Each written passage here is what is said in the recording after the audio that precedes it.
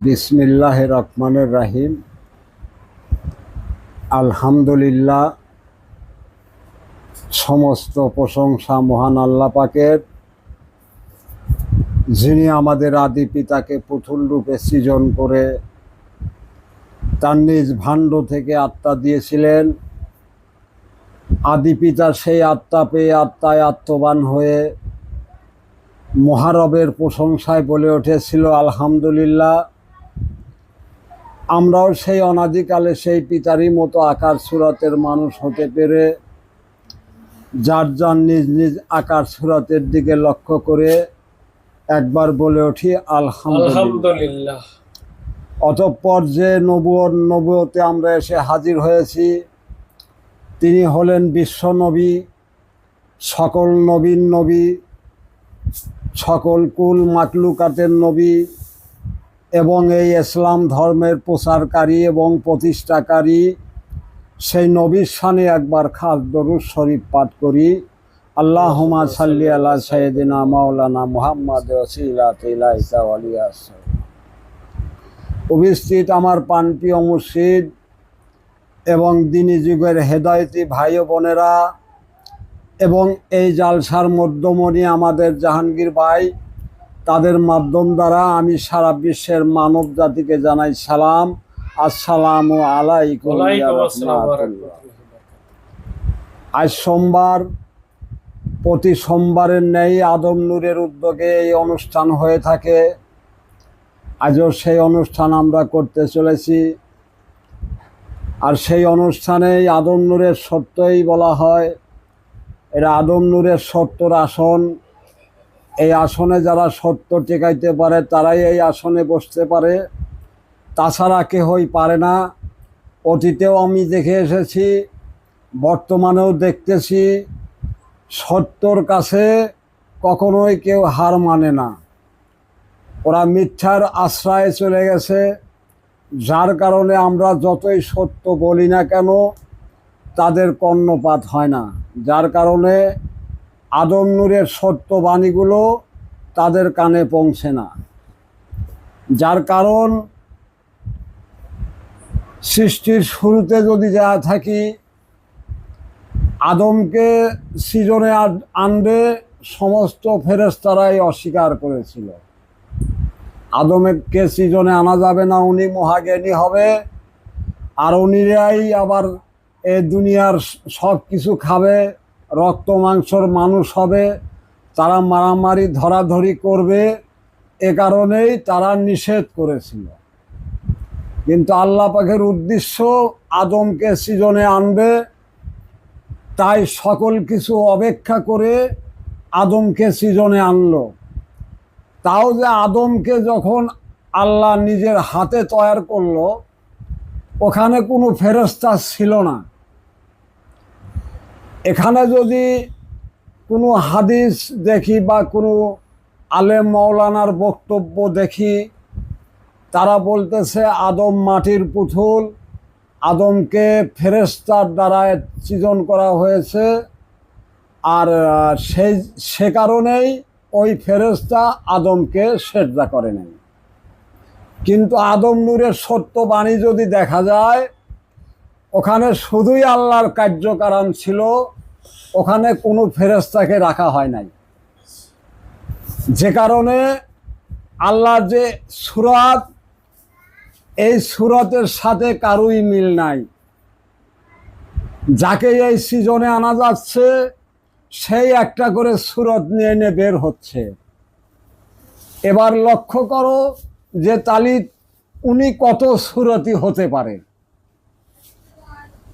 উনি কত সূরতি হতে পারে যে এক ভাণ্ড থেকেই এই সূরতগুলো বের হয়। হাকিমের সূরতও যেখান থেকে আইছে, জাহাঙ্গীরের সূরতও ওখান থেকেই আছে, কিন্তু ওই সূরতের মিল নাই।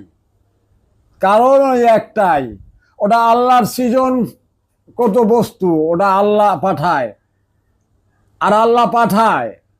এবার আসি সেই জায়গায় যে যখন আল্লাহ একা একা স্বরে ছিল, তখন তো আল্লাহর কোনো আকার সূরতই ছিল না।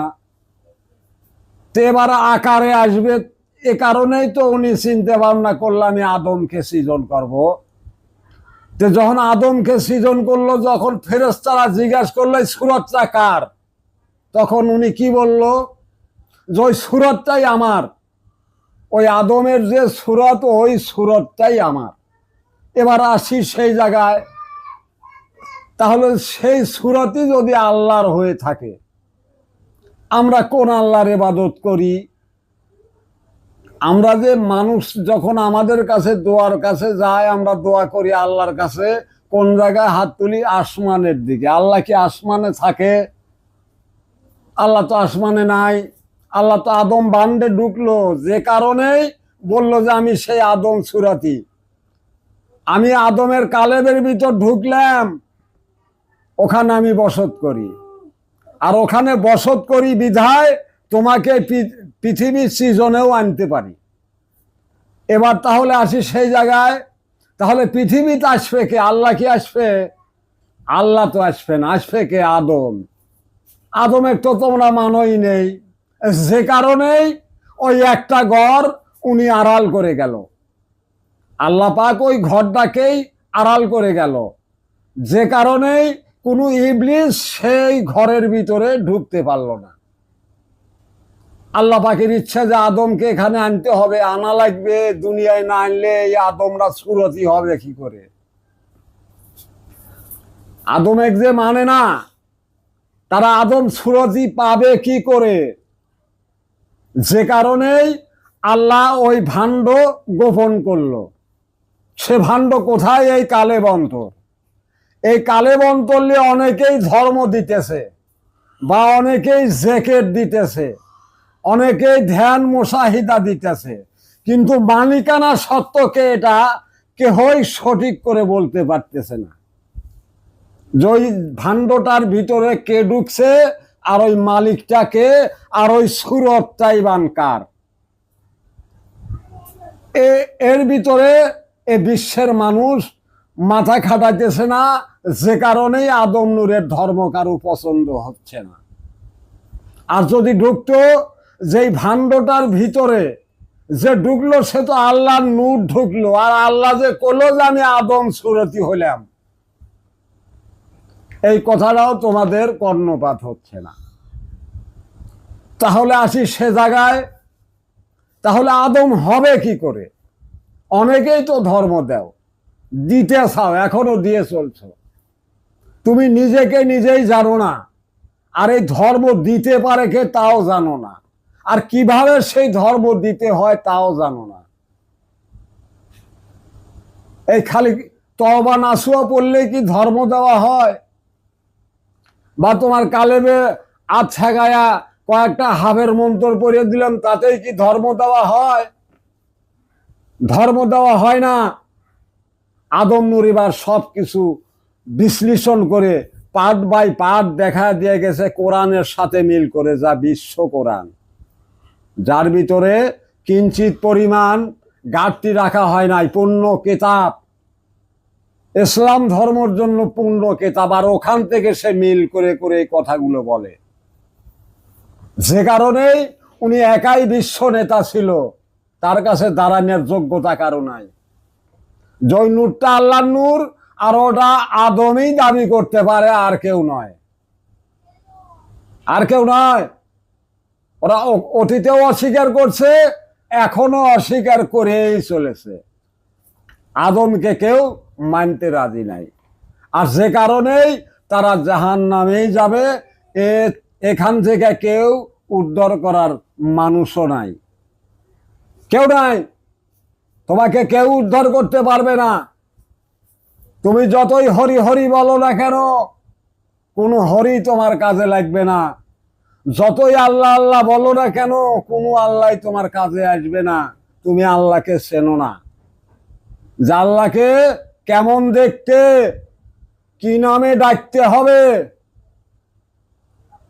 আমাকে কোন নূর অর্জন করতে হবে, আগে সেটাকে নির্ধারিত করতে হবে যে আমি এই নূরের পার দাঁড়াইলাম, এখান থেকে কেউ যেন আমাকে সরাইতে না পারে। সেটা কি তোমরা কেউ দিয়েছ বা দিতে চাও? কোন নূরের অধিকার এই তোমরা দুনিয়ার হেদায়েত গড়ে দিয়ে যেতে চাও, তোমরা যে হেদায়েত দিতে চাও কোন নূরের পার দিয়ে দিতে চাও? যে নূরটা ধরা যাবে, মিথ্যাচারিতা করার জায়গা পাও না। 2,80,000 নুরি তো, ওগুলো দরজা বন্ধ, একটা দরজাই খোলা, সেটা আদম নূরের দরজা,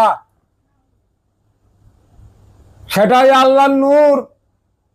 ওই নূরটা ধরার জন্য একটা রাস্তাই খোলা আছে, আর পৃথিবীর কোনো রাস্তা রাখা হয় নাই। আর আদম বলে কেউ পৃথিবীতে দাবিও করে নাই, একমাত্র খৈমির বেটাই করেছে, তাছাড়া কেউ নাই। ধর্ম কি করলে হয় তা তো জানো না। কোরআন যে বলতেছে তুমি তোমার স্বীয় রবের ইবাদত করো, তুমি তোমার স্বীয় দিনের ইবাদত করো। কোথায় পাবে স্বীয় দিন? কে দিবে তোমাকে? কার আছে স্বীয়? কার নিজস্ব আছে দিন যে তোমাকে দিন দিতে পারে? কার নিজস্ব রব আছে তোমাকে রব দিতে পারে? কার নিজস্ব সুরত আছে তোমাকে দিতে পারে? ও আদমের আছে, হেই দিতে পারে, আর কারো নাই।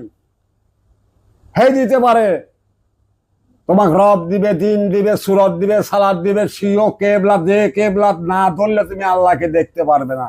সেই রশি তোমার হাতে ধরাইয়া দিবে, তবেই গেছেন তুমি সেই আল্লাহর দিশা পাবে। সারা জীবন নামাজ পড়ে কপালে দাগই ফেলাইতে পারবে, আল্লাহর কোনো কিছুই দেখতেও পারবে না, তুমি নিজেকেও দেখতে পারবে না, যতক্ষণ তুমি কোরআনের হেদায়েত গ্রহণ না করবে, আদম নূরের হেদায়েত গ্রহণ না করবে। অতদিন যত ইবাদত কেন তুমি না করো, কোনো ইবাদতই তোমার কাজে আসবে না। ইহাই সত্য, ইহাই সত্য, বুঝে নাও। আল্লাহ কোন সূরাতে আছে, সেই সূরাতের মালিক কেডা, তাকে আগে চিনে নাও, তবেই কি তুমি সেই মূল মালিককে পাবে।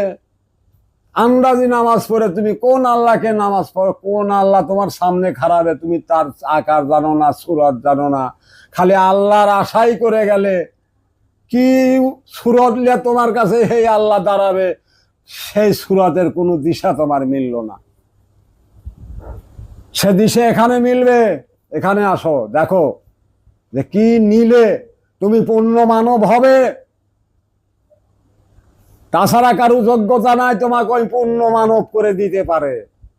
পূর্ণ মানব একমাত্র আদম ভান্ডেই থাকে, আদমই আসিল, আর কেউ নয়। আদিতে যেমন ছিল আদম, বেবাক মানুষের পিতা, ওটা মানো ঠিকই, কিন্তু আদম যে হতে হবে তোমাকে কিভাবে, এই দিশা তোমার মেলে না। যে কারণেই আদম নূর ভালো না। আদম নূর আবার কি বলে? আদম নূর সত্য বলে। তুমি তোমাকে চিনতে হলে আদম নূরের ধর্ম তোমাকে গ্রহণ করতে হবে, তবেই সেই কোরআনের হেদায়েত তোমাকে গ্রহণ করতে হবে, তবেই গা তুমি সেই আল্লাহর দিশে পাবে। যতক্ষণ তুমি কোরআনের হেদায়েত গ্রহণ না করবে, আদম নূরের ধর্ম তোমার ঝুলিতে না নিবে, ততক্ষণ তুমি আল্লাহর কোনো কিছুই বুঝতে পারবে না। যত নামাজ, যত হরি হরি করো না কেন।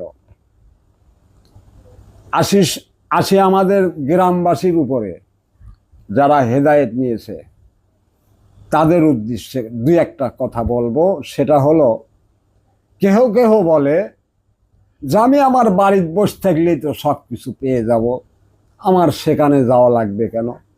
আদম নূর তো আমাদেরকে সব দিয়ে গেছে। কিন্তু না, যেমন হিন্দু ধর্মে হরিবাসর দেয়, মানে একটা বাড়িতে মানুষ কিছু দাওয়াত করে ওখানে শুধু হরির নাম জপা হয়। মুসলমানরা কিছু আলেমকে দাওয়াত দিয়ে ওখানে একটা জালসা করা হয়, সভা কয়। কিন্তু এরকম একটা হিন্দু ধর্মের একটা মানুষ, যা উদাহরণ না দিলে তোমরা বোঝো না, যে কারণেই আমার উদাহরণও দিতে হয়। একটা হিন্দু ধর্মের মানুষ কিছু এই ভক্তকে দাওয়াত দিছে, তো বারান্দার উপরে তাদেরকে বসার জন্য আসন করে দিছে। তারা ওখানে বসে বসে এই হরে নামেই মুক্তি, হরে নামেই মুক্তি, হরে নামেই মুক্তি, এভাবে তারা এই হরের রব জপতেছে। কিন্তু ওখানে একটা পাখি আটকা আছে, আটকা থেকে তখন ওই পাখির রব প্রকাশ হয়ে গেছে। তখন ওই রব থেকে বলতেছে, না, হরে নামেই মুক্তি হয় না। কেন হয় না? আমি আজ 12 বছর এই খাঁচার ভিতরে থেকে হরে হরে বলতেছি, কই আমার হরে তো মুক্ত হলো না, হরে নামেই তো আমার মুক্ত হলো না, আমি তো সেই খাঁচাই বন্দী রয়ে গেলাম। এবার আসি তাহলে সেই ভক্তর কাছে। তখন তারা ভক্তরা কইতেছে, না রে, তোর বাড়িতে আমাদের হরিবাসর চলবে না। কেন চলবে না? তুই ওই যে পাখি বন্দি করে রাখিছিস, ও আমাদের কাছে বিচার চাইছে, ওর বিচারে ওকে মুক্ত করো। যখন পাখি মুক্ত করে দিছে, পাখি একটা ডালে যায় বসে আছে, পাখি আর যায় না। এবার আসি সেই জায়গাতে, আবার সেই হরে হরে, হরে নামেই মুক্তি, হরে নামেই মুক্তি। এবার আসি সেই পাখির কাছে। পাখি বলতেছে, না, তাও হয় না, শুধু হরে নামেই মুক্ত হয় না, হরে সঙ্গও দিতে হয়। হরে সঙ্গ যদি না দিত তাহলে আমার পাখি আজ মুক্ত হতো না। এবার আসি সেই আদম নূরের দিশে, যে আজকে তোমাদের সোমবার ছিল, আদম নূরের তোমাদের পার হুকুম ছিল, তোমরা আদম নূরের অনুষ্ঠান ঠিক মতো পরিচালনা করো। এটা তো সত্যবাণী, এখানে তো ভয় ডর থাকার কথা নয়, এখানে যা হয় সত্যবাণী হয়। এই সত্যের কাছে কেউ টিকতে পারে না, মিথ্যা সেটা ধ্বংসই হয়ে যায়। আর সেই বাণী তোমরা বলতে কেন আছো না? তোমরা কি ইচ্ছা করছো যে আমরা বাড়ির থেকেই হরে নাম জপলে আমার হরে মুক্ত হয়ে যাবে? কখনোই না। আমাদেরকে দাওয়াত করো, তোমার বাড়িতে এমন একটা ব্যক্তি একটা আছে যে আমাদেরকে নিলে সেই ব্যক্তি উদ্ধার হবে, যে কারণে তুমি সেদিন জান্নাতি হবে। কই আজকে সেই আদম নূরের সৈন্য আসন কেন? কেন, কি ধর্ম নিলে, কাকে কাকে পালে? এবার তোমার নিজের কাছে তুমি বিচার করো, বিবেকের কাছে বিচার করো। আমাদের আদম নূরের সন্তান, আদম নূরের পরিবারের কাছে কি না কেন হিংসা নিন্দা থাকবে? তারা তো আমার আল্লাহর পরিবার, ওখানে তো আমার কোনো বাদ প্রতিবাদ থাকার কথা নয়। কেন থাকে? কোন ধর্ম পালন করি আমি? আমি কোনো ধর্মই এখনো পালন করি না। আমাকে ধর্ম পালন করতে হলে সেই ধর্ম যেভাবে আদম নূর আমাকে দিয়েছে সেভাবেই আমাকে পালন করতে হবে, তবেই আল্লাহর কোনো এক ইবাদত হয়ে যাবে, তাছাড়া সম্ভব না। মনে করেছো আদম নূরের সন্তান জাহাঙ্গীর একা হয়ে গেছে, এটা এমনি এমনি বন্ধ হয়ে যাবে। কেউ কয় যে হনেই বনবো, পাট বনবো, বুনো, ওরা তোমার আঙিনেই বুনবে, ওরা আদম নূরের আঙিনায় পাট হবে না। আদম নূরের আঙিনায় সেটা নূরেরই আবাদ হবে। যারা সেই নূর নিয়ে চলবে তাদের দ্বারাই সেই নূরের আবাদ হবে। যারা নূর থেকে সরে যাবে তাদের দ্বারাই কিচ্ছুই হবে না, ওই পাটই হবে, আর ওই খুঁড়িয়ার হাগের বেসনই হবে, আর কিছুই হবে না। আল্লাহর নূরে তো সস্তা না, এ নূর এত সস্তা না। এই পবিত্র জবান রাখতে হয়, পবিত্র বাণী পবিত্র ভাবে ডাকতে হয়, তবেই গেছেন সেই আদম নূরের দিশে কিছু পাওয়া যায়, তবেই গেছে কথা হনে। আমি অপবিত্র মুখ দিয়ে কি বলবো, আর আমার কি ডাক শুনবে? সারাদিন কই মিথ্যা কথা। আদম নূরের একটা কথাও আমরা রাখতে সক্ষম নয়, যে কারণে আমাদের ভিতরে অনেক হিংসা নিন্দে এসে গেছে। ভাইরা, যেহেতু আদম নূরের সন্তান হয়েছ, আদম নূর যে দিশাগুলো দিয়েছে নিশ্চয় কোনো না কোনো একটা দিশা পেয়েছ। দেখো, আদম নূর কোনো মিথ্যা বলে নাই, আদম নূর তোমাকে ঠকায় নাই, আদম নূর তোমার কাছে 2টা টাকা নেয় নাই, তোমার জীবন ব্যবস্থা গড়াইয়া দিয়েছে। আর তারই সব বাণীগুলো বন্ধ হয়ে যাবে এটাই আশা করেছো তো? তা কখনোই সম্ভব নয়। আমি তো বলেছি এটা আদম নূর, এরা আল্লাহর নূর, একে আটকান যায় না, একে কেউ আটকাইতে পারবেও না। যারা বিশ্বের মানুষ, যারা বুঝবে যে আসলে এরা কি বলে, আমরা তো এই কথাগুলোই কোনোদিন শুনি নেই। আর সেই আদম নূরের সন্তানেরা যে কথাগুলো বলে, এখন যদি আমাদের অস্তিত্বের সাথে মিশেই, তাহলে তো একটা জিনিসও আমার নাই। আমার তো একটা কিছু করতে হবে, আমার তো একটা জিনিসের পর দাঁড়াইতে হবে যে এই জিনিসটা আমার। সে জিনিস আমার কি হবে? সমস্ত দেহের যত অঙ্গ প্রত্যঙ্গ আছে, যার যার নাম তার তার কাছে আছে। আমার কি আছে? আমি যে কই আমি হাকিম, কোন জায়গায় আমি হাকিম? আমার কি কোনো চিহ্নি করিয়ে দেওয়া আছে যে এইটুক আমি হাকিম? কোনো জায়গায় চিহ্নি করে দেওয়া নাই। এই হাকিম কোন জায়গা বসান যায়, হে রাস্তা আগে খোঁজ, তবেই সেন হাকিমের নাম থাকবে সেই জায়গায় যে ওখানে একটা আমার সন্তান আছে, বা ওই সন্তানকে আমাকে দেখতে হবে কিভাবে সে দিনগুলো রাখে, রবগুলো রাখে, সুরতটা ধরে রাখে, সালাদগুলো ঠিক মতো করে কি না সেটাও দেখে। না নিলে কিছুই দেখে না। তুমি বুনি মানব, ওখানে আল্লাহ নূরের কোনো অস্তিত্বের কোনো কিছুই যায় না। যা দেখো সব ওই যে ইবলিসিগুলোই দেখো, ওইগুলোই তোমার সামনে আসবে। আল্লাহর ফেরেশতার কথা বলো, ও ফেরেশতারা তোমার ওই নূরের কাছে যাবে না। ওটা পবিত্র নূর, পবিত্র জায়গায় ঢোকে, তাছাড়া না। তুমি আগে পবিত্র হয়ে দেখো যে পবিত্র কথা কিভাবে বাইর করতে হয় আর কিভাবে বাড়ায়, তাহলে তুমিই বুঝতে পারবে। আমাকে বলতে হবে না যে পবিত্র কাকে বলে। পবিত্র কাকে বলে আগে বোঝো। ধর্ম তো নিয়েছ, কয়বার দিন দেখে দেখে চালাও, কয়বার রবে বলে বলে রব চালাও, কয়বার দিন দেখে দেখে সব কিছু করো, কয়বারে যে কাজে হাত দিতে বলো, কখনোই করো না। যে কারণেই তোমার ইবলিস পাস ছাড়ে না। আর আদম নূর যেটা বলেছে যে রবের সাথে আগে সংযোগ করো, তারপর ওই কাজে হাত দিও, তাহলে তোমার কাজ সম্পূর্ণ হবে আর তুমিও সম্পূর্ণ থাকবে। ওখানে কোনো ইবলিসি পোলা ঢুকতে পারবে না। তুমি তো ধরে চলো না, যে কারণে তোমাকে ইবলিস টেনে নিয়ে যায়। তুমি ইবলিস না, তুমি আদম নূরের সন্তান, তোমাকে ইবলিস বলবো না। ইবলিসরা তোমাকে টাইনে নিয়ে যায়, তাকে বলবো। তুমি আদম নূরের হেদায়েত নিয়েছো, কিন্তু ইবলিস যে তোমার ভিতরে আছে, ওগুলোর যে তোমাকে বশ করতে হবে, এটাই তো আদম নূরের ধর্ম ছিল। ওদেরকে শান্ত শ্রেষ্ঠ রাখো, ওদেরকে পবিত্র করো, ওরা জানি তোমাকে ডানি বায় না নিতে পারে, এটাই তো বলা ছিল। কিন্তু সেটা কি করো? কখনোই না। যে কারণে তোমাদের কোনো দিশা এখনো মেলে না যে আদম নূর আমাদের যে হুকুমগুলো রেখে গেছে সেগুলো আমাদেরকে সঠিক করে করতে হবে। আমরা তো জায়গা বাসা লিবের লেগে এই জায়গায় আসি না।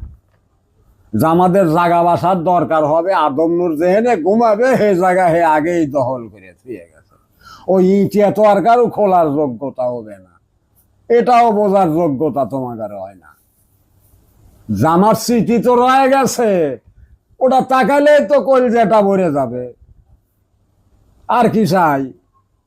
আর তো কিছু প্রয়োজন পড়ে না। হে যখন আমার কাছেই থাকে, হে যে বলছে আমার স্মৃতিটা দেখো, রক্ষা করো, তাই ওখানে গেলে তোমার কলজাটা ভরে যাবে। তাহলে তুমি ওই যে পবিত্র রব দিয়ে পবিত্র রব রব করলে সেই রব তোমার রবে রব মিশাবে, আর তুমি তবেই রবের দিশা পাবে, তাছাড়া না। তো যাই হোক, এ বলেই পরিশেষে চন্দ্রনুরী মোসাম্মদ জেনোয়ারা আমিরে আদম নূরের মহরত হয়ে আখেরাতে পৌঁছাইতে পারি, সে আশা রেখে আজকের বলা বক্তব্য এখানেই সমাপ্ত করছি।